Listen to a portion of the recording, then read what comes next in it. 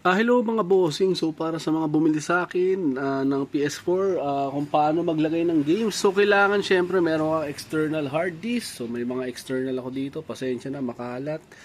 So i-plugin mo lang siya sa computer. Tapos pa nag-download ka ng game dun sa binigay kong site, kailangan i-copy paste mo or yung file mismo is lalagay mo sa pinaka-root ng external. So walang folder, sa labas lang. So katulad nito sa akin, nasa labas lang yung mga files. Ginawan ko kasi ng folder para kung ano lang kailangan ko yung i-kopya, ay lang yung nilalabas ko. So, yan. So, i-copy paste mo lang siya sa pinaka-root ng external or tawag nito, wala ang gagawing folder. So, close na natin. Bali, punta na tayo ng PS4. Handay lang.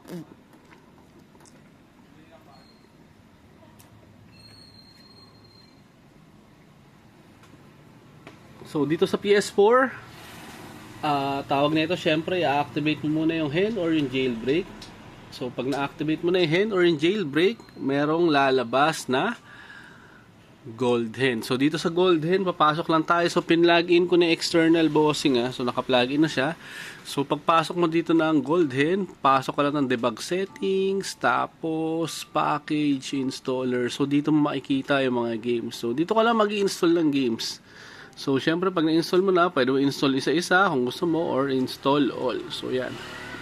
So, install all package. So, yun lang mga bossing. Syempre, pag may mga tanong, message lang ulit. Salamat!